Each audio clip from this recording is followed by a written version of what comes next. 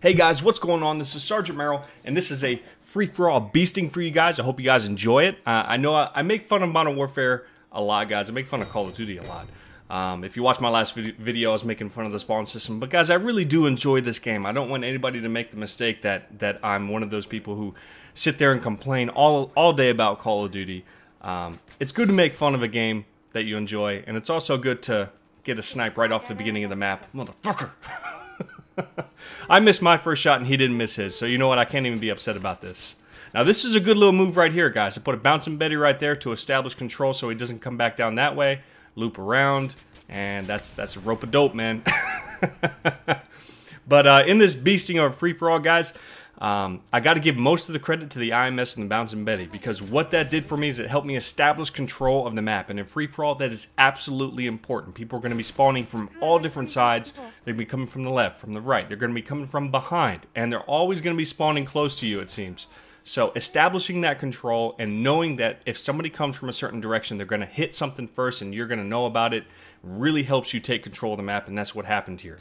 The bouncing Betty is good for that purpose. It's not going to get a whole lot of kills, the bouncing Betty, but you will hear it when it goes off, and that's going to be your indicator that somebody's coming down that way. Now, some people may argue that the Claymore is better, you're going to get more kills with it, but there's two problems that I have with the Claymore compared to the bouncing Betty. One, the bouncing Betty can be thrown, which can act as a sort of grenade. It's not going to be a good grenade, but it's going to act as if it's a grenade. You can throw it over a wall if you know somebody's over it. You can throw it through a window seal if you know somebody's inside. It's good for that purpose, to throw it and keep moving. Now, the second thing that I really like about the bouncing Betty compared to the Claymore is that it's a 360 coverage.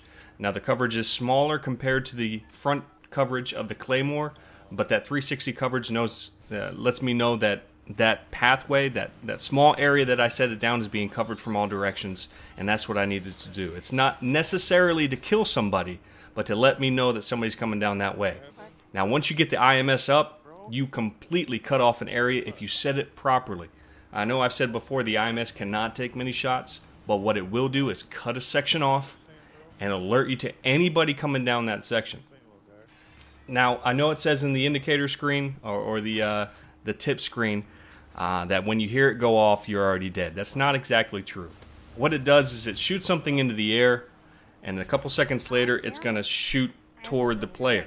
Now, if the player is able to get around a wall, then he's going to be safe from that. So when you're placing this thing, there's a few things that you need to keep in mind. One, you need to give that thing enough room to shoot high enough into the air. And the higher it goes, the better, in my opinion, because it's going to have a clear line of sight on the player when it shoots toward it, or shoots toward the player. You're also going to want to make sure that it's not within a long line of sight so somebody can shoot it. It can only take 5 or 6 bullets, so this thing is really easy to take out, and losing a 5-kill streak is kind of disappointing when you don't get anything out of it, considering some of your other options along the way. So if you place this thing correctly, the best thing to do is to place it around a corner where the player is going to be running for quite a while. If they're smart enough, they'll hear it go off and they'll turn right back around. A lot of times they're not going to have the chance. So where you saw me place the IMS is actually one of the best places on this map. You'll get a lot of kills out of it. And I'm experimenting with some different places to place the IMS that really work out. Some places seem like they're a good spot, but they're not really. It's like it glitches a little bit. It doesn't actually hit the player. You got to find those sweet spots, and when you do, it's very frustrating for the player, because I tell you, there's some spots where there's nothing to be done. As soon as they turn the corner, they're dead. Now, if you're on the other side of the spectrum, and you're going against a player that's really good with the IMS, going against an enemy player that keeps using it, the best thing to do is to go ahead and take that death and knife it. Especially if you're playing with teammates.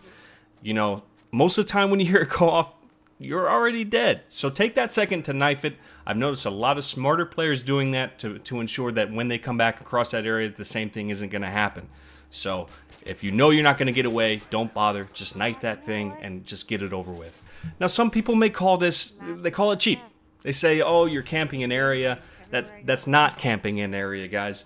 Camping, to me, I've said this before, but camping to me is chilling in a corner, bringing out the marshmallows, popping up the tent, and just aiming down one line of sight, just covering down one path. That's camping. Okay, when you're on free-for-all, especially in Modern Warfare 3 with how bad the spawns are, you need to control an area. And I'm not just talking a little room, I'm talking like a building.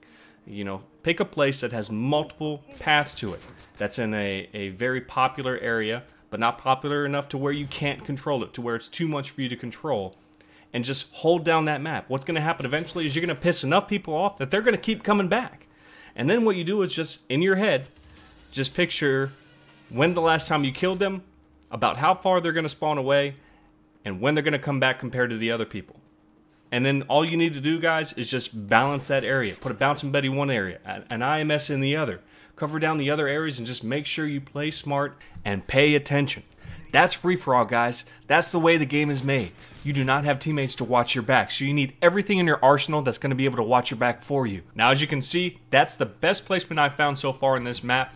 If you have others, be sure to let me know. I'm always looking for good placements for the IMS, but right there, if they come around the corner or up over the hill, they're dead. There's not much to be done, and you can thank me for that later. Now, I do have a question. Before this video is over, I want you guys to put into the comment section an answer to this question. Are the spawns actually better now that the developers say that they have quote-unquote fixed them? What's your opinion?